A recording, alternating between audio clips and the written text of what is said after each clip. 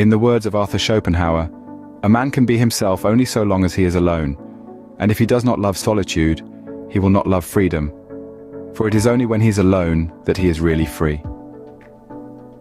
Arthur Schopenhauer, a renowned German philosopher, penned these words and many others in his riveting book, The Art of Being Right.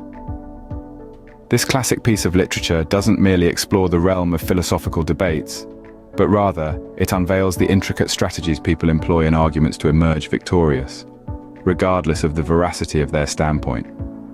The core purpose of this book is to illuminate these tactics, to expose the cunning methods used in debate. It's not about the pursuit of truth, but about the art of triumphing in an argument. This exploration into the labyrinth of debate and controversy is bound to intrigue, to provoke thought, and to challenge your understanding of what it means to be right. Prepare to delve into the world of cunning debate and the art of being right. Chapter 1 begins with a bang, revealing the tactics behind winning an argument. Now let's delve deeper into these techniques, but remember, it's not always about being right. It's often about appearing right. Firstly, we have the technique of shifting the argument's focus. This is a sly move, where instead of addressing the topic at hand, the speaker subtly changes the subject. They might introduce new factors or issues that weren't part of the initial debate. This way, they avoid answering the pressing questions and instead lead the conversation down a completely different path. It's like a magician's trick, diverting your attention while they perform their sleight of hand. Next up, we have the tactic of making personal attacks. When a speaker resorts to this method, they're not engaging with the argument anymore. Instead, they're attacking the person presenting the argument. They might question their opponent's character, credibility, or motives, hoping to discredit their position by undermining the person themselves. But remember, this tactic doesn't address the argument itself. It's merely a distraction from it. Finally, we have the manipulation of an opponent's words. In this technique, the speaker twists their opponent's statements to suit their own narrative. They might take a statement out of context or interpret it in a way that was never intended. By doing so, they can make it seem like their opponent is agreeing with them, or at least not disagreeing. Now, notice a common thread among these tactics. They all often disregard the truth. They're not about finding the correct answer or reaching a mutual understanding. Rather, they're about winning at all costs, even if it means straying from the path of honest discourse. So as we navigate the world of arguments and debates, it's important to recognize these tactics, not just to use them, but more importantly, to spot when they're being used against us. Because, as Schopenhauer himself would agree, understanding the game is the first step towards playing it well.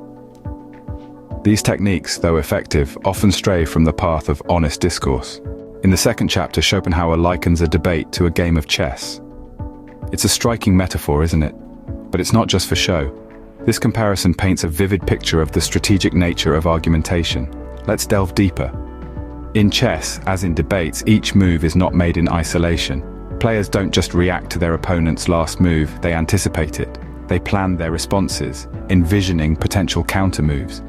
They strategize, consider the entire chessboard, and remain constantly aware of the changing dynamics of the game. This is the essence of Schopenhauer's chessboard metaphor. An argument, like a chess game, requires more than just reacting to your opponent's last statement. It requires anticipation, strategic planning, and a keen understanding of the broader context. You have to see the chessboard, not just the individual pieces.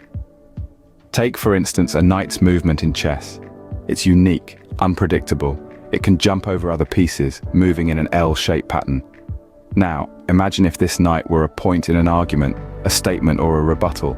It can come out of nowhere, jump over the obvious responses, and land a point that's unexpected. To counter this, you need to anticipate it. You need to think a few moves ahead, considering all possible responses and their implications. You need to understand the game, know the rules and play within them, but also push them to your advantage. This strategic mindset is what Schopenhauer encourages in his readers. He wants us to see the debate not as a series of disconnected statements, but as a dynamic, evolving entity. He wants us to strategize, to anticipate, to plan. But remember, it's not just about winning, it's about engaging in a meaningful, enlightening discourse. It's about learning, growing, and broadening our perspectives. So the next time you find yourself in a debate, think of it as a game of chess. Consider your moves carefully, anticipate your opponent's responses, and keep an eye on the bigger picture. Just like in chess, the game of argument requires strategy and foresight. The third chapter, The Art of Controversy, dives deeper into the intricacies of argumentation. Here, Schopenhauer navigates us through the labyrinth of more advanced techniques that can easily tip the scales in any debate. One such technique is the use of loaded questions that are inherently designed to corner the opponent. These questions carry within them a presumption, an assumption that, if answered directly, might put the respondent in a compromising position. Imagine a politician being asked, "Have you stopped taking bribes?" Either a yes or a no would imply that they once did. Tricky, isn't it? Schopenhauer also discusses the appeal to authority, a tactic that we see used every day in advertisements, politics, and even in casual conversations. This is where someone cites a respected figure or institution to back up their point, regardless of whether that figure or institution is an expert on the topic at hand. 9 out of 10 dentists recommend this toothpaste, or Einstein once said, are classic examples. This technique can be persuasive, but it's also a shortcut that bypasses the need for logical reasoning. But here's the catch.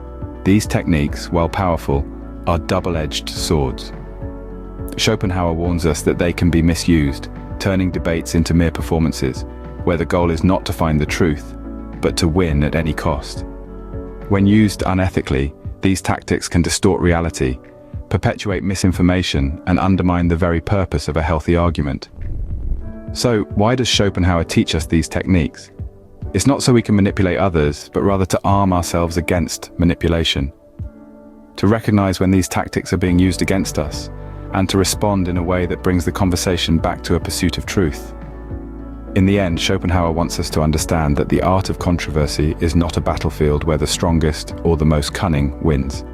It's a chessboard where the goal is to outwit the opponent while maintaining a dialogue that is honest and enlightening.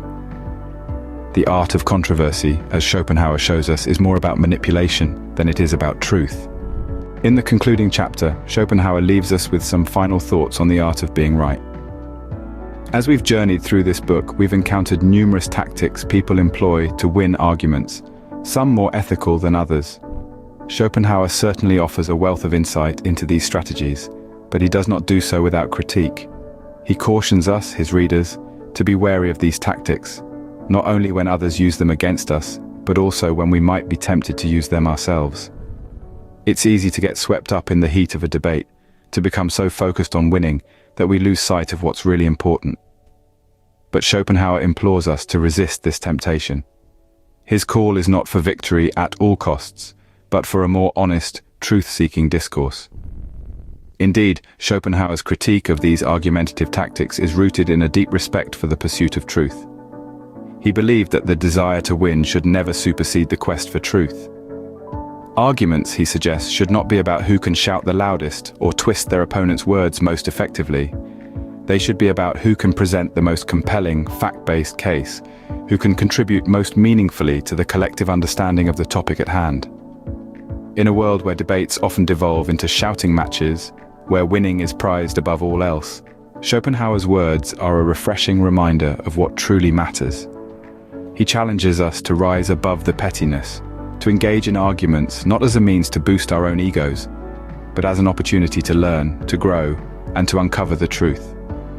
In the end, the true art of being right lies not in winning at all costs, but in seeking truth, even if it means admitting you're wrong.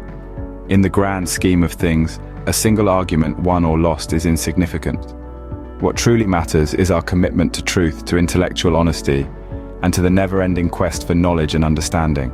So, we've journeyed through the cunning world of debate as portrayed by Arthur Schopenhauer.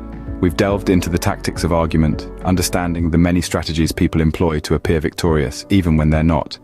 We've navigated the dialectical chessboard, a metaphorical battleground where words are weapons and logic is the rule of law. We've also explored the art of controversy, where we learned that the desire to win often overshadows the pursuit of truth. Schopenhauer implores us to resist this temptation, to engage in honest discourse, to use our words and intellect to seek understanding rather than mere victory. In conclusion, Schopenhauer's teachings have much to offer us.